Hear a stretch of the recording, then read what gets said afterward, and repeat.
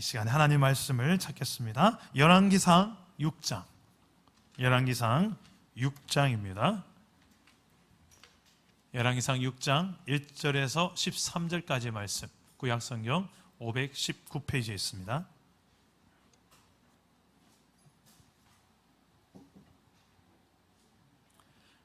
열왕기상 6장 1절에서 13절 말씀을 저와 여러분 한 절씩 교독해 읽겠습니다. 제가 먼저 1절 읽겠습니다.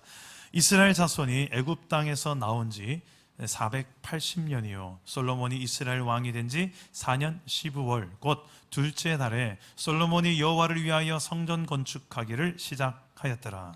솔로몬 왕이 여호와를 위하여 건축한 성전은 길이가 60규빗이요 너비가 20규빗이요 높이가 30규빗이며 성전의 성소 앞 주랑의 길이는 성전의 너비와 같이 20규빗이요 그 너비는 성전 앞에서부터 10규빗이며 성전을 위하여 창틀 있는 붙박이 창문을 내고 또 성전의 벽 곧 성소와 지성소의 벽에 연접하여 돌아가며 다락들을 건축하되 다락마다 돌아가며 골방들을 만들었으니 하층 다락의 너비는 5규빗이요 중층 다락의 너비는 6규빗이요 셋째 층 다락의 너비는 7규빗이라 성전의 벽 바깥으로 돌아가며 턱을 내어 골방 들보들로 성전의 벽에 박히지 아니하게 하였으며 이 성전은 건축할 때에 돌을 그 뜨는 곳에서 다듬고 가져다가 건축하였으므로 건축하는 동안에 성전 속에서는 방망이나 도끼나 모든 철 연장 소리가 들리지 아니하였으며 중층 골방의 문은 성전 오른쪽에 있는데 나사 모양 층계로 말미암아 하층에서 중층에 오르고 중층에서 셋째 층에 오르게 하였더라. 성전의 건축을 마치니라. 그 성전은 백향목 석가래와 널판으로 덮었고 또 온 성전으로 돌아가며 높이가 5규빗 되는 다락방을 건축하되 백향목 들보로 성전에 연접하게 하였더라. 여호와의 말씀이 솔로몬에게 임하여 이르시되 내가 지금 이 성전을 건축하니 내가 만일 내 법도를 따르며 내 율례를 행하며 내 모든 계명을 지켜 그대로 행하면 내가 네 아버지 다윗에게 한 말을 내게 확실히 이룰 것이요 내가 또한 이스라엘 자손 가운데에 거하며 내 백성 이스라엘을 버리지 아니하리라 하셨더라. 아멘. 오늘도 말씀으로 우리에게 찾아오시는 주님을 꼭 만나시기를 축복합니다. 하나님이 원하시는 성전이라는 제목으로 하나님 말씀을 전하겠습니다. 여러분, 성전이 무엇일까요? 성전, 거룩한 전당, 특별히 구별되어진 건물이라는 뜻이죠. 무엇 때문에 특별히 구별했단 말일까요? 하나님이 임하시는 곳, 하나님을 만나는 곳, 그래서 그곳은 특별히 거룩한 곳이다 해서 성전이라는 이름으로 불렀습니다. 이스라엘 백성들은 성전 중심으로 나라가 세워져 갔던 나라예요. 과거에는 성전이 아니라 성막이었죠. 이동식 텐트입니다. 이집트 땅에서 종로를 타던 이스라엘 백성들이 광야를 지나오면서 성막을 지었고요. 그 성막에 하나님 임재하셨고 성막 중심으로 이동했었어요. 이동식 텐트가 성막이라면 고정식 건물이, 고정식 성막이 어떻게 보면 성전입니다. 물론 건축 양식도 훨씬 더 견고하고 화려하죠. 자, 오늘 이 예루살렘 성전 건축 이야기가 나오는데요. 예수님은 이 성전의 참된 의미를, 참 성전은 이 건물이 아니고 나다, 내가 참 성전이다 라고 예수님은 신약에 말씀하셨습니다. 요한복음 2장 21절 말씀 화면을 보시고 우리 함께 같이 한번 읽어봅시다. 시작. 그러나 예수는 성전된 자기 육체를 가리켜 말씀하신 것이라. 자, 예루살렘 성전에 장사꾼들이 모여가지고 장사하고 있습니다. 돈 벌려고 와서, 왜냐하면 이스라엘 백성들은 다 절기만 되면 또 제사하려고 얼마나 예루살렘 성전이 북적북적 되겠어요. 가장 사람이 많은 곳, 가장 장사가 잘 되는 곳입니다. 거기에서 장사꾼들이 모였는데 너도 나도 할 것 없이 거기에서 물건을 사고 팝니다. 심지어는 제사에 사용되는 비둘기 팔고 양 팔고 거기에서. 그런데 어떻게 보면 해도 되지 않습니까 하는데 목적이, 성전의 목적이, 성전에 나가는 목적이 하나님이 아니고, 하나님을 예배하는 게 아니고 돈 벌려고, 나의 이득을 위해서. 그리고 제사장들이 이런 걸 다 허용했었어요. 왜? 제사장들도 돈 벌려고, 제사장들도 기득권을 놓치지 않으려고. 그래서 성전은 그 당시에, 예수님 오신 당시에 정말 본질의 의미를 상실한 건물뿐이었던 성전이었던 시대였습니다. 예수님은 그래서 성전의 상을 다 뒤집어 엎어버리십니다.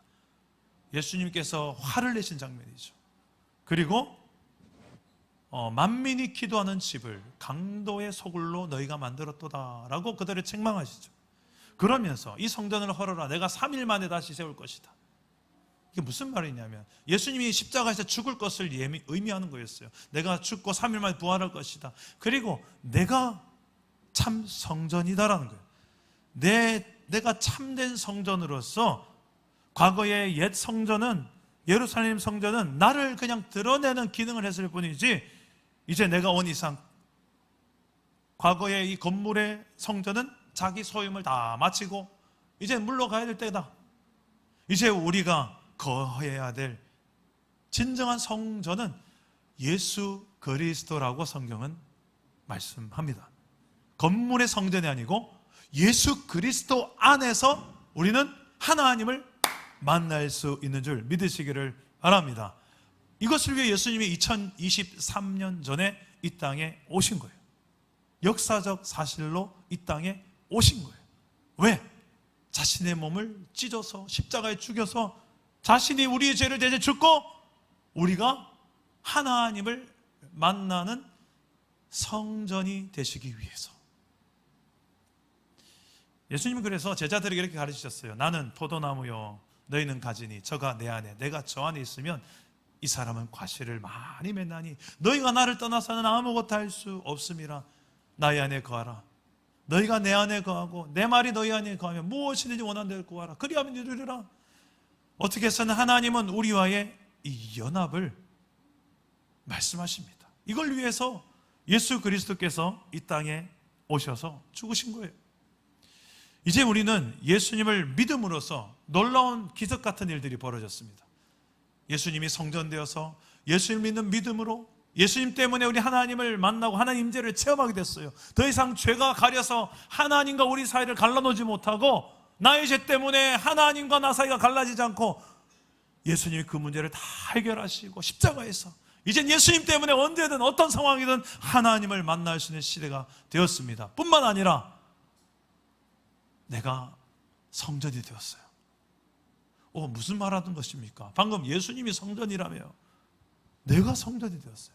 이게 무슨 말이냐면 우리 고린도전서 3장 16절 말씀 함께 읽어보겠습니다. 시작.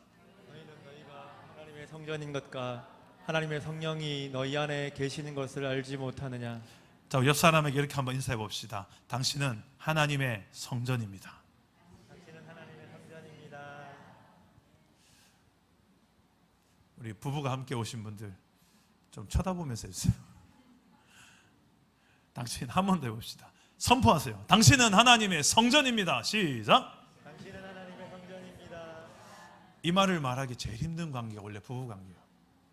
제가 왜 그런지 압니다. 저도 부부로 살아보니까 다 아니까, 어째 사는지 아니까 참 쉽지 않죠. 네가 내가 참 그만하기 입이 안 열리는 거 이해됩니다. 그런데 그래서 더 기적이에요. 내가 봐도 내가 하나님이 거하시는 처소가 되고 하나님 거하시는 성전이 된다고요? 예수님 때문에. 하나님 내 안에 거하는 걸 기뻐하신다고요? 예수님 때문에. 이게 잘 안 믿어져요. 어디 계십니까? 어디?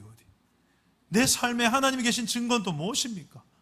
아무리 봐도 하나님이 계신 흔적들이 안 보이는데, 나만 아니라 내 옆에 있는 내 남편, 내 아내도 교회는 뻣뻣이 잘 나오는데 삶을 보고 인격을 보면 참 저한테 진짜 하나님 계신가?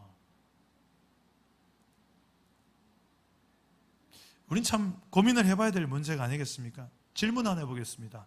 여러분은 하나님이 여러분 안에 거하시며 여러분과 함께 살고 계신다는 걸 믿으십니까? 또 질문 하나 해보겠습니다. 여러분, 하나님이 정말 내 안에 거하시면서 내 안에 거하시는 것을 정말 기뻐하신다라고 믿으십니까? 아니면 견디다 못해 정말 견디고 버티고 막 탄식하고만 계시는 것 같습니까? 내 안에서.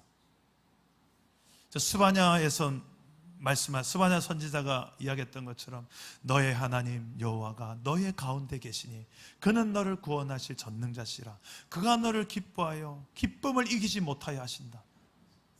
정말 나 때문에 내 안에 거하시면서 기쁨을 이기지 못하여 하시는, 어찌할 바를 몰라 하시는 그 하나님을 여러분 느끼면서 믿으며 살고 계십니까?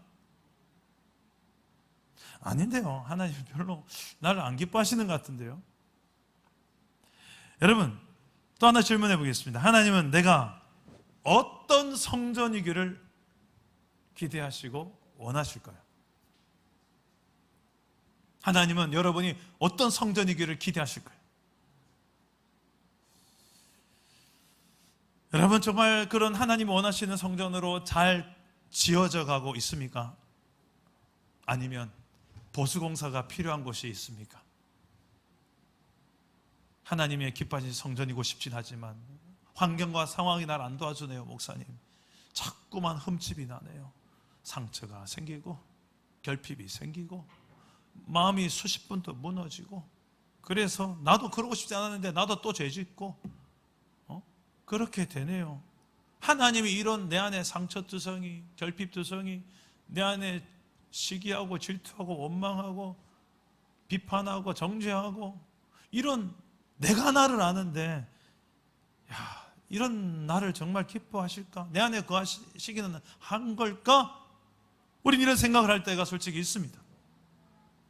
오늘 이런 우리를 성전이라고 말씀하시기까지 하시는 그 하나님께서 정말 우리를 어떤 성전이 되기를 원하실지 오늘 말씀을 통해서 한번 찾아보고, 오늘 말씀은 처음 여호와의 성전이 건축되는 이야기를 이야기하고 있습니다. 오늘 말씀을 통해서 우리가 어떤 하나님의 성전이 되었으면 좋을까, 되면 좋을까, 지어져 가면 좋을까, 혹시라도 보수해야 될 것이 있다면 어떤 부분이 보수 공사가 되면 좋을까, 우리 함께 찾아보면서 은혜를 나누도록 하겠습니다.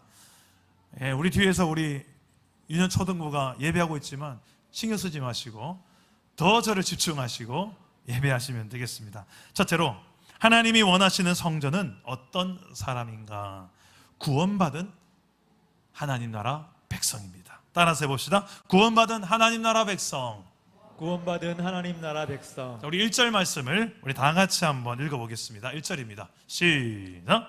이스라엘 자손이 애굽 땅에서 나온 지 480년이요 솔로몬이 이스라엘 왕이 된 지 4년 15월 곧 둘째 달에 솔로몬이 여호와를 위하여 성전 건축하기를 시작하였더라. 자, 지금 성전 건축을 언제 했는지를 기록하기 위해서 기록한 것 같은데 좀 이상한 점이 있습니다. 솔로몬이 왕이 된 지 4년 만에 성전 건축 시작했더라. 이러면 되는데 무엇을 끌어옵니까? 이스라엘 백성들이 이집트에서, 애굽에서 나온 지, 출애굽한 지, 탈출해서 나온 지 무려 480년이 된 그때 성전 건축이 되었더라를 이걸 이야기해요. 왜 그 과거 480년 전의 사건을 끌어와서 이야기하는 것일까?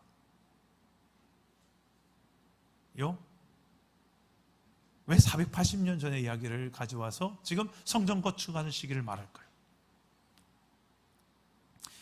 여러분, 출애굽은 중요한 의미가 있습니다. 애굽 땅에서, 이집트에서 이스라엘 백성들이 타국살이하다가 게다가 노예로서 그들에게 종살이하면서 고난당하며 살았던 그 시기에 거기로부터 탈출한 개념이에요.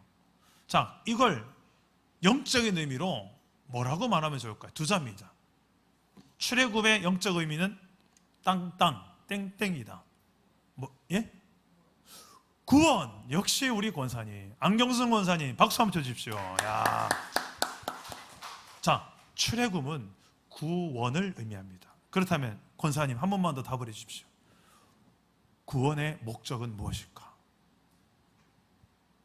이집트 땅에서 고통받던 그들을 그죠? 이것은 죄로부터, 저주로부터, 사망으로부터 고통받는 우리 인생을 말해요. 하나님을 떠난 인생이 어떤 고통을 당하는지를 말해요. 이 땅 위에서부터 영원토록 고통당하는 우리 인생의 본질을 말해요. 그런 우리 인생을 가만두지 않고 건져내었다. 모세를 통하여. 이게 출애굽기에 계속돼요. 예. 구원한 목적이 뭘까? 그냥 고통이 없는 인생이 되게 하기 위해서. 우리 예수 믿는 이유가 지옥 안 가게 하기 위해서. 우리 예수 믿는 이유가 영원한 생명을 그냥 영원토록, 죽지 않고 영원토록 사는 것, 그게 죽기 싫어서, 영원히 살고 싶어서. 그래서 예수 믿는다. 이게 정말 궁극적인 구원의 목적일까요? 권사님 무엇입니까? 예? 그게 아닙니다. 그럼 뭡니까? 야, 이 땅에서 하나님의 천국을 이루며 사는 거. 박수 한번 더 쳐주세요. 야, 그게 뭐냐면 이 땅 위에서 하나님의 천국을 맛보고 또 이루며 확장하며 사는 삶인데, 그게 정답이에요. 근데 어떻게 맛보냐면 예배예요.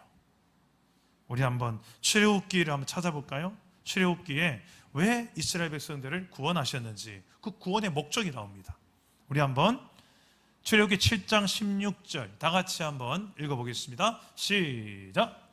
그에게 이르기를 히브리 사람의 하나님 여호와께서 나를 왕에게 보내어 이르시되 내 백성을 보내라. 그리하면 그들이 광야에서 나를 섬길 것이니라 하였으나 이제까지 내가 듣지 아니하도다. 자, 하나님은 이집트의 왕 바로에게 이렇게 말하라고 합니다. 모세에게 가서 내 백성을 보내라. 그들이 광야에서 나를 섬길 것이다. 이 말을 전하라고. 자, 내 백성을 보내라는 것은 구원입니다. 그죠? 이집트 땅에서 더 이상 괴롭히지 말고 풀어줘라. 보내라. 가서 뭐 하려고? 광야에서 나를 섬기라. 이 섬기다라는 표현이 아바드라는 히브리를 썼는데, 이거는 여러 가지 뜻이 있습니다. 가장 중요한 의미는 섬기다, 종, 일한다. 그리고 중요한 의미는 예배하다. 성경에서 예배, 경배의 의미 쓸 때 이 아바드를 썼어요. 그래서 다시 말하면 이스라엘 백성들을 구원한 목적은 예배입니다. 그리고 이스라엘을 더 이상 이집트의 종이 아니라, 이스라엘 백성들은 이집트의 종이 아니라, 노예가 아니라 누구의 종이다? 하나님의 종이다. 근데 이집트의 종살이 할 때는 고통스럽고 괴롭고 외롭고 고독하고 허무하고 인생 이래 살면 되나, 끝내버릴까, 별의별 생각 다 했는데 주인이 바뀌니까 고통이 아니라 평안이요, 자유함이요, 기쁨이요, 영원함이요, 행복이요, 만족이요.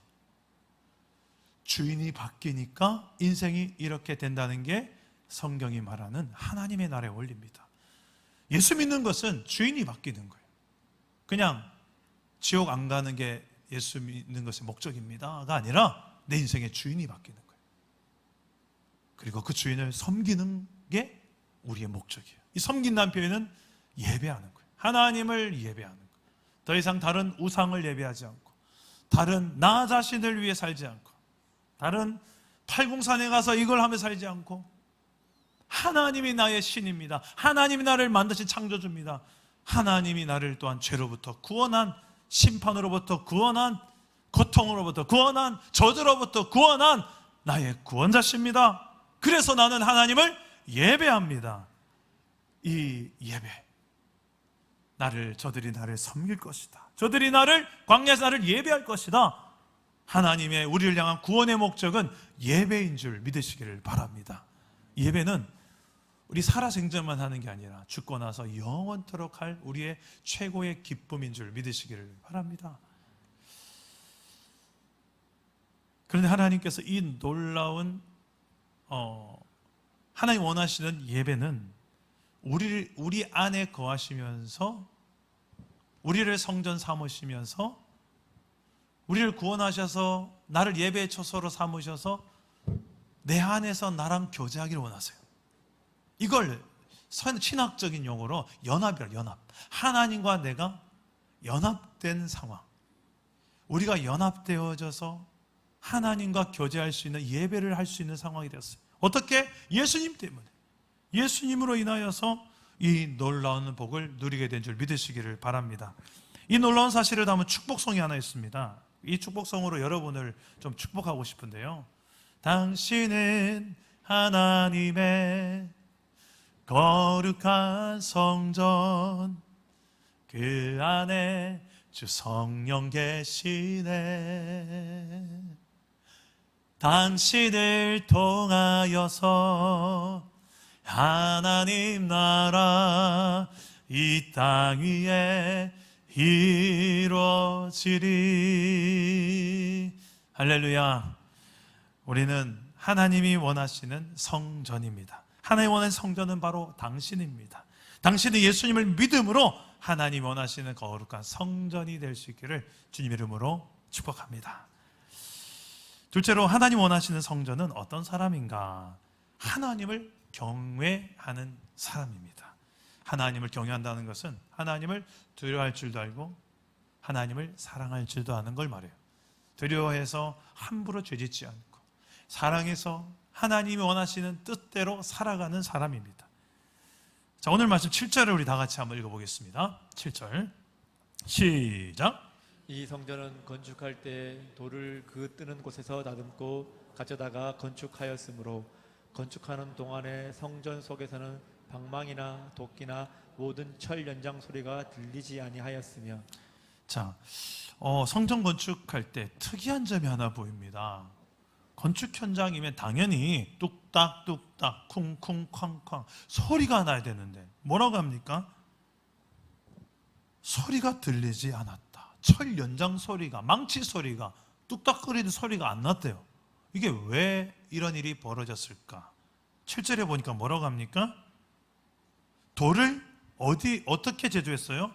가져와서 여기에서 맞추어서 뚝딱뚝딱 만들어서 쌓고 만드는 게 아니라 채석장에서, 돌을 캐오는 채석장에서 미리 그 돌을 다 다듬어서 더 이상 돌 소리 안 날 정도로 맞는 규격과 사이즈를 만들어서 들고 온 거예요. 상식적으로 생각해 보세요. 어떤 게 더 건축자들 입장에서 편안한 것 같습니까? 그냥 원석 가져와서 건축을 보고 여기에 맞춰서 뚝뚝뚝 잘라가지고 안 맞으면 자르고 붙이고 이게 편하겠습니까? 아니면 저 멀리에서 거기서 여기를 생각해서 거기서 다 만들어서 들고 오는 게 더 편하겠습니까? 그렇죠. 여기 와서 하는 게 훨씬 편하죠. 그런데 왜 이런 불편한 공사 방법을 선택했냐는 것입니다. 여기에는 중요한 하나님을 향한 태도가 보입니다. 이 성전은 하나님이 거하시는 공간, 하나님 임하시는 공간, 하나님 임재를 상징하는 곳인데 마치 이 건물을 제조하는 과정조차도, 결말이 아니라 과정조차도 하나님을 대하듯이, 하나님 임하시는 곳, 하나님을 대하듯이 함부로 이곳에서 뚝딱뚝딱 소리를 나는 이것을 허용하지 않았던 거예요. 그 당시에 이 철 연장과 방망이, 도끼는 전쟁 시에는 무기로 사용됐던 것들입니다. 그때는 무기가 발달하지 않은 시대여서 다 잡히는 이런 건 다 무기였어요. 그래서 이 전시의 무기로 바뀔 수 있는 이 모든 것들을 하나님은 이 성전에 허용하지 않으셨고, 또 솔로몬도 기꺼이 이 불편함을 감수하고 이 연장 소리가 나지 않도록 했다는 게 중요한 포인트입니다. 아마 믿음이 없었던 건축자들이 있었다면 입이 이만큼 튀어나왔을 거예요. 도대체 이 작업을 주는 사람은 이 건축을 아는 건가 모르는 건가, 우리를 죽이려고 작정했나, 입이 이만큼 튀어나오면서 막 망치질 채석장에서 했을지도 몰라요. 여러분, 왜 이것은 하나님을 향한 경외심이 있을 때에만 기쁨을 할 수 있는 것입니다. 이 말씀은 우리가 예배당 지을 때 이렇게 지어라, 이걸 가르쳐주기 위해서 기록된 말씀이 아닙니다. 오늘날 하나님이 거하시는 성전된 저와 여러분이, 예수 믿는 저와 여러분이 늘 하나님을 대할 때 경외심으로 함부로 대할 수 없는 그런 경외하는 마음을 가지고 하나님 앞에서 살아가라는 의미입니다. 여러분, 정말 이런 하나님을 경외하는 마음을 가진 사람들은 예배할 때도 그냥 예배하지 않지만 우리가 대인관계를 할 때도 서로를 대할 때 내 안에만 하나님 계신 게 아니잖아요. 상대방 안에도 계시잖아요. 집사님 안에도 계시고 권사님 안에도 계시잖아요. 안 그렇습니까? 근데 저 집사님이 나랑 되게 안 맞아. 내 속을 득득 끌거나 그래서 상종을 하기 싫을 때가 때로는 있습니다. 그런 관계 상처, 가정에도 있을 수 있고 일터에도 있을 수 있고 심지어는 교회에서도 있을 수 있습니다. 그럴 때 우리는 보통 어떻게 표현하냐면 대부분 철연장 소리를 냅니다. 뚝딱뚝딱 쿵쿵쾅쾅 부수고 깨고 자식들이 다 보는 자리에서 부모가 부수고 깨고 합니다. 철연장 소리가 가정에서 나고 일터에서도 합니다. 또 심지어 교회에서도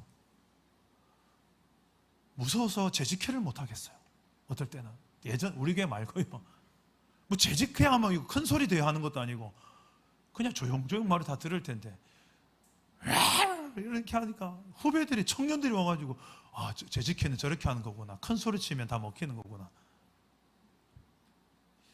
그 철연장 소리 같은 것들이 우리의 삶에 얼마나 많은지 몰라요. 근데 이게 근원적으로 하나님을 경외한다면 그럴 수가 없어요. 하나님을 경외하면 부부싸움도 그렇게 할 수가 없어요. 하나님을 경외한다면 일터에서도 그럴 수가 없어요. 하나님을 경외한다면 교회에서는 더더욱 그럴 수가 없어요. 교회라고 하는 것은 예배당을 말하는 게 아닙니다. 예수를 믿는 모든 저 여러분이에요. 예배당 안이나 밖이나 아무도 보지 않는 그곳에 335분 모였을 그때나 우리는 다 하나님 앞에 서죠. 거기서 진짜 하나님 믿는 경외하는 사람이라면 어떻게 그런 말을 해요? 어떻게 그런 말을 나 혼자 생각하는 게 아니라 그렇게 335분 나눠요. 하나님을 경외하면서 어떻게 거기에는 계속 철연장 소리가 나는 거예요. 뚝딱 뚝딱 쿵쿵 쾅쾅. 여러분 이것은 어딜 봐도 우리 악영순 권사님 아까 뭐라고 했습니까? 우리를 구원한 목적은 하나님의 나라를 우리가 이 땅에서 이루고 누리고 확장하며 사는 그게 하나님의 소망 아니냐고. 맞죠? 근데 이런 철연장 소리 나는 우리의 삶에서 이 시끄러운 우리의 삶에서 이 비난하고 정죄하고 이런 우리의 삶에서 과연 하나님 나라가 이루어지겠습니까? 세상 사람들이 우리를 보면서 야 역시 예수 믿는 사람 저 가정 저분 진짜 천국이 있나 보다 있기는. 그런 천국의 모델하우스로 우리가 살아내기를 주님의 이름으로 축복합니다. 제가 어제 이사시망을 갔는데 거기에서 하나님을 경외하는 사람은 이런 복을 약속했더라고요. 너무 이 복을 그 가정만 그 셀만 나누기 참 아까워서 오늘 한 번 더 앵콜로 들고 왔는데 여러분 한번 읽어보십시오. 어떤 복을 주는지 말씀 한번 띄워주시겠습니까? 시편 128편 한번 같이 한번 1절부터 한번 1절 한번 띄워주실래요? 예. 1절 오케이. 다 같이 읽을 때 남자가 1절 여자가 2절. 싱어들이 좀 읽어주세요. 싱어들 마이크 잡고. 자, 남자가 1절 여자가 2절 시작. 여호와를 경외하며 그의 길을 걷는 자마다 복이 있도다. 내가 내 손이 수고한 대로 먹을 것이라. 내가 복되고 형통하리로다. 내 집 안방에 있는 내 아내는 절실한 포도나무 같으며 내 식탁에 둘러앉은 자식들은 어린 감람나무 같으리로다. 여호와를 경외하는 자는 이같이 복을 얻으리로다. 여호와께서 시온에서 내게 복을 주실지어다. 너는 평생에 예루살렘의 번영을 보며 내 자식의 자식을 볼지어다. 자. 이스라엘에게 평강이 있을지로다. 이스라엘에 평강이 있을지로다. 세 가지 복을 말합니다. 가정의 복, 일터의 복, 평강의 복. 누구에게? 하나님을 두려워할 줄 알고 하나님 앞에서 함부로 살 수 없는, 하나님 앞에 두렵고 떨리는 마음으로 사는 하나님을 경외하는 사람, 그리고 하나님을 정말 사랑하는 경외하는 사람. 그 사람은 가정이 달라요. 그 사람은 일터에 가서도 달라요. 그 사람은 돈으로 해결 안 되는 마음의 평강의 문제가 해결돼요. 그리스도의 평강이 그 마음을 주장하는 삶을 살기 시작해요. 이것은 환경이 어찌할 수 없는 거예요. 돈 없어도 진짜 행복한 사람 있고요. 돈 많아도 불행한 사람 많이 봤습니다.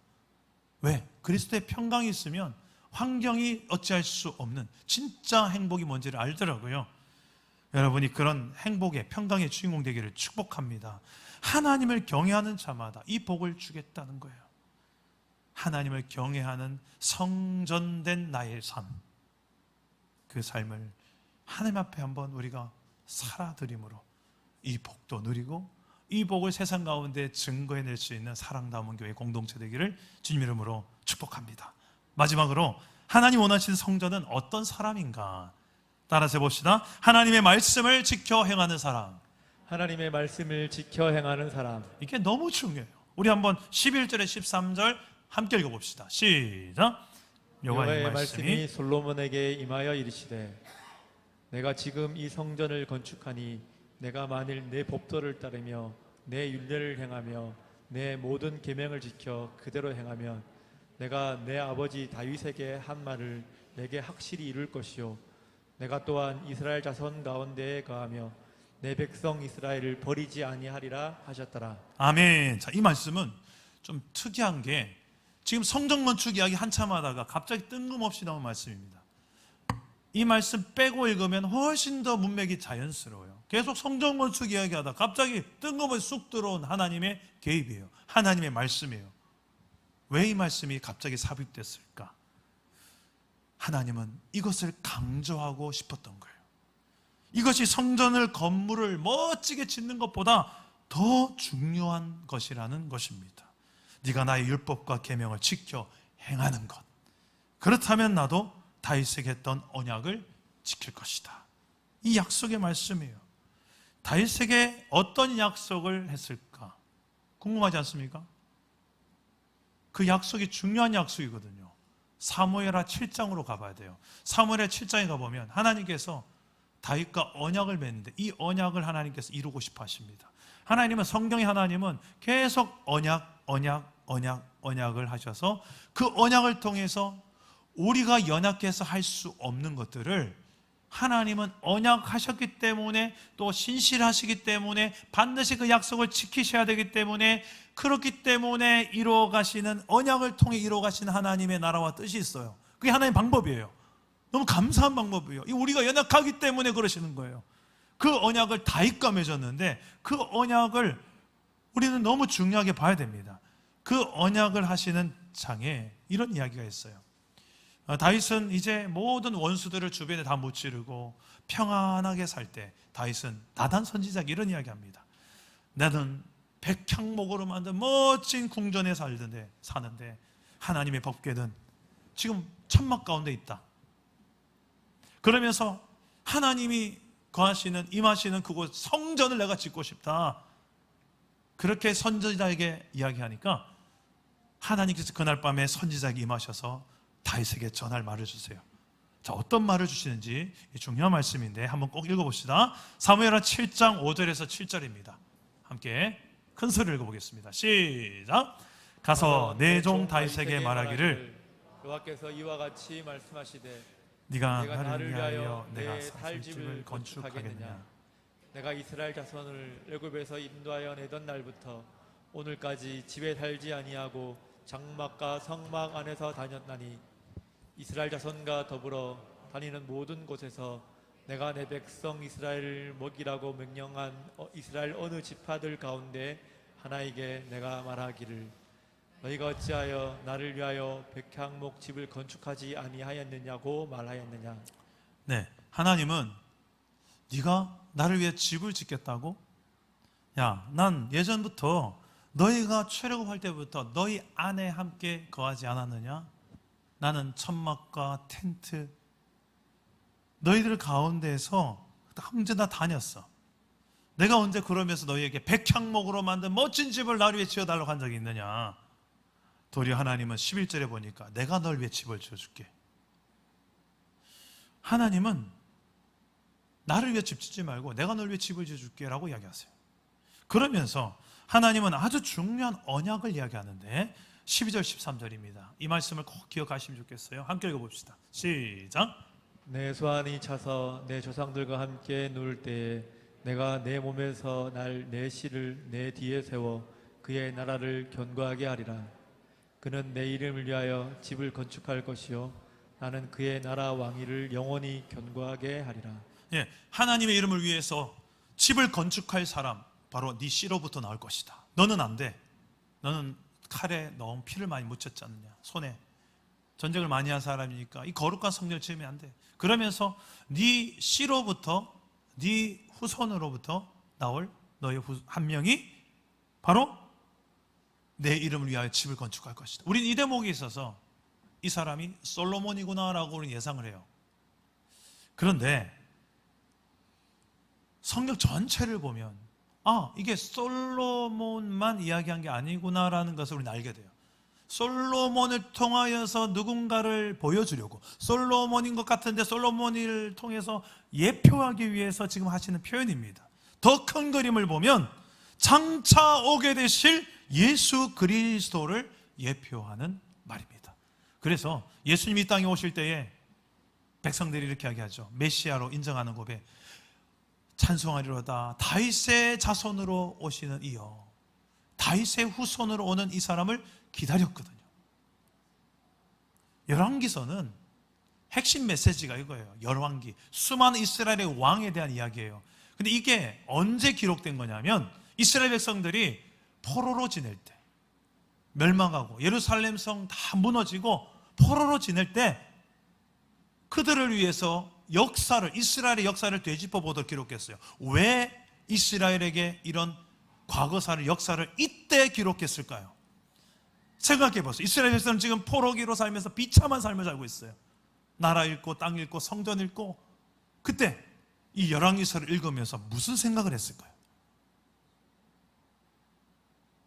우리가 이 타국에 와서 이 비참한 삶을 사는데 얼마나 뒤를 돌아보니 우리가 무엇을 잘못했는지, 우리가 왜 망했는지, 우리가 왜 이 꼬라지로 살고 있는지를 돌아보지 않았겠습니까? 동시에. 근데 이상하다. 분명히 다윗을 통해서 약속하셨는데 그 씨로부터 나오는 그 영원한 나라, 그 나라를 약속하셨는데 도대체 그 씨는 누구란 말인가? 그 씨를 기대하게 돼요. 열왕기서는 이것을 위해 기록된 거예요. 그 후손, 다윗의 후손으로 오실 메시아, 온 우주의 왕이는 예수 그리스도를 고대하게 하는 역할을 열왕기서는 감당하고 있는 것입니다. 예수님은 이 땅에 오셔서 하나님의 모든 말씀을 다 성취하셨어요. 우리 힘으로는 이 말씀을, 율법과 계명을 다 온전히 지켜갈 수 없는 걸 하나님은 잘 아세요. 그래서 예수님이 이 땅에 오셔서 다 이루시고, 다 이루신 그분이 십자가에서 죽어버리셨어요. 십자가는 죄인들이 죽는 곳인데 죄 없는 의로운 분이 죽으셨어요. 정작 죽어야 될 사람은 죄 지은 저와 여러분이에요. 우리가 죽어야 될 죄값을 지불해야 될 그곳이 죄 없는 그분이 대신 죽으심으로 그분의 의로우심을 드러내고, 누구든지 그 예수 그리스도를 믿는 자마다 하나님은 예수님을 향하여 의롭다 할 것을, 예수를 믿는 자도 의롭다 하리라, 동일하게 의롭다 하리라, 이게 로마서 3장에 기록되어 있습니다. 이걸 하나님의 의라고 그래요. 먼저 구할 나라와 의가 있다 할 때 그 의가 이런 의예요. 우리는 나의 의를 가지고 자꾸 천국에 들어가려고 하는데 못 가요. 누가 의롭습니까? 하나님 앞에 아무도 없어요. 다 죄인이에요. 죄 없는 사람 아무도 없다라고 성경은 이야기해요. 그러나 이런 상태를 하나님 하시고 우리를 대신해서 의가 되어주기 위해서 예수님이 이 땅에 오셨고, 그분을 믿는 자마다 나는 죄인이고 불의하지만 예수님 때문에 나는 하나님께서 의롭다 불러주시니 내가 이제 하나님을 만나고 하나님의 성전되고 하나님의 자녀로 살게 된 거예요. 그런데 문제는 이거예요. 신분은 바뀌었고 내가 성전인 건 알겠는데 성전다운 삶을 내가 못 사는 거예요. 하나님의 말씀대로 못 사는 내 모습을 보는 거예요. 이것 때문에 하나님은 방법을 선택하셨어요. 성령을 보내주셨어요. 하나님의 영을 보내주셔서 그 영을 따라서 사는 삶이 하나님의 말씀을 이룰 수 있도록 하셨습니다. 우리 로마서 8장 3절에서 4절 말씀을 우리 다 같이 한번 읽어보겠습니다. 시작. 율법이 육신으로 말미암아 연약하여 할 수 없는 그것을 하나님은 하시다니 곧 죄로 말미암아 자기 아들을 죄 있는 육신의 모양으로 보내어 육신의 죄를 정하사 정하사 육신을 따르지 않고 그 영을 따라 행하는 우리에게 율법의 요구가 이루어지게 하려 하심이니라. 아멘. 아멘. 어떻게 하나님의 율법과 계명, 성경에 기록되어진 이 말씀대로 다 행할 수 있습니까? 우리 힘으로 못합니다. 그러나 성령을 따라 행하면 가능합니다. 성령은 어디 계십니까? 예수 믿는 저와 여러분 안에 거하십니다. 우리를 성전 삼고. 왜요? 첫 번째 목적은 하나님과 예배하는 교제를 위해서. 두 번째 목적은 우리를 돕기 위해서요. 무엇을요? 이 말씀대로 살아갈 수 있는 삶을 살아가도록. 그 성령의 생각을 따라 순종하면 여러분 율법의 요구를 이루는 삶을 살 수 있느니라고 말씀하고 있어요. 여러분 정말 예수를 믿는다면 여러분 안은 이미 예수의 영이 성령이 거하십니다. 아멘. 그러면 이 한 주간 성경도 붙들어야 되지만 성령님도, 내 안에 성령님도 민감하게 계속 붙들어야 돼요. 그게 기도예요. 성경과 성령으로 함께 살 때 어떤 일이 벌어지냐면 하나님의 이 말씀 안에 기록되어진 하나님 나라의 통치 방법이 내 삶에 시작돼요. 세팅이 돼요. 우리 인생은 그렇게 세팅되고 가동될 때 놀라운 일, 가정이 천국이 되고 일터가 천국이 되고 교회가 하나님 나라가 되고, 할렐루야. 이게 그렇게 이루어지는 거예요. 이걸 위해 예수님이 이 땅에 오신 거고요. 말씀을 맺겠습니다. 하나님은 이 성전이 다 무너져 내리고 그 멸망한 이스라엘을 향하여서 아모스 선지자를 통하여서 이런 이야기예요. 솔로몬 성전을 내가 다시 지었으면 좋겠다 이렇게 말씀하지 않고요. 그 화려한 솔로몬 성전을 다시 보고 싶구나 그렇게 말씀하지 않고요. 무엇을 추억하냐면 내가 다윗의 초라한 그 천막이 그립구나 그래요. 여러분 하나님은 건물의 화려함, 우리의 어떤 화려한 어떤 외적인 것들에 감동받는 분이 아니십니다. 다윗의 중심, 다윗이 하나님을 향하여서 어떤 예배자였는지를 성경은 기록하죠. 그 예배자를 원하시는 거예요. 건물에 하나님 감동받는 분이 아니시라는 거예요. 그래서 성전 건축도 하나님 처음부터 원하지 않으셨습니다만 얼마나 다윗의 그 진심과 하나님을 위하고자 하는 그리고 솔로몬의 마음들을 하나님께서 기뻐 받으신 거예요. 그리고 성전 건축의 양식을 주신 거죠. 그래서 정말 본질은 건물이 아니라는 거예요. 하나님이 찾으시는 성전은 예수 믿는 저와 여러분입니다. 구원받은 하나님 나라 백성된 저와 여러분입니다. 구원받았다는 것은 은혜라는 거예요. 그 은혜를 받은 사람이 예배 때 나는 은혜로 구원받았습니다. 겸손하게 하나님 앞에 그 은혜를 인정하는 시간, 그렇게 고백할 수 아는 사람을 하나님은 찾고 계세요. 그리고 하나님을 두려워할 줄 알고 사랑할 줄 아는 경외하는 예배자, 나아가 하나님의 말씀대로 지켜 행하는 하나님이 원하신 길로 행하려는 예배자, 저와 여러분이 그런 하나님 원하시는 성전된 예배자가 되어서 하나님의 큰 기쁨이 되는 복된 인생 되기를 주 예수의 이름으로 축원합니다. 우리 다 같이 함께 아까 불렀던 축복송 찬양으로 우리 자신과 우리 옆에 동역자들 한번 축복하고 기도하겠습니다. 당신은 하나님의 거룩한 성전이 되셨습니다. 믿음으로 선포해 봅시다. 당신은 하나님의 거룩한 성전, 그 안에 주 성령 계시네. 당신을 통하여서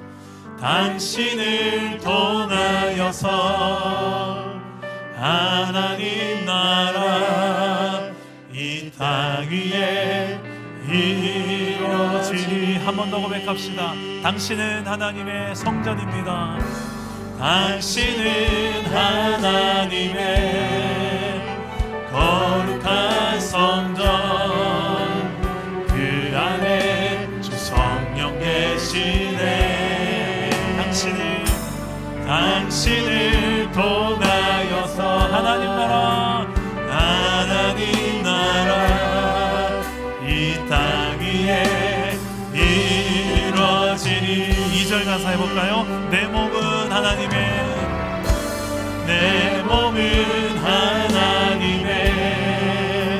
거룩한 신부, 내 안에 주 성령 계시네. 내 삶을 통하여서 하나님 나라 이 땅 위에 우리는 하나님의 거룩한 교회입니다.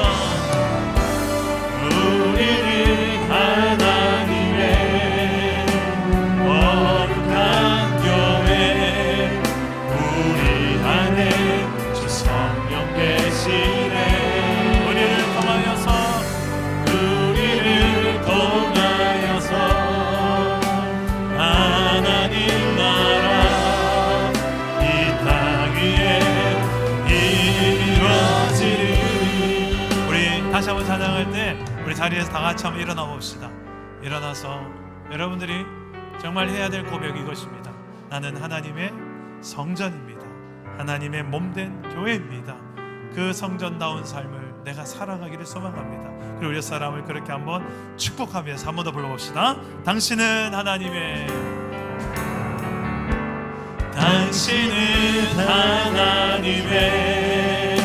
거룩한 성전, 그 안에 주 성령 계시네. 당신을 통하여서 하나님 나라 이 땅 위에 이루어지니. 내 몸은 하나님의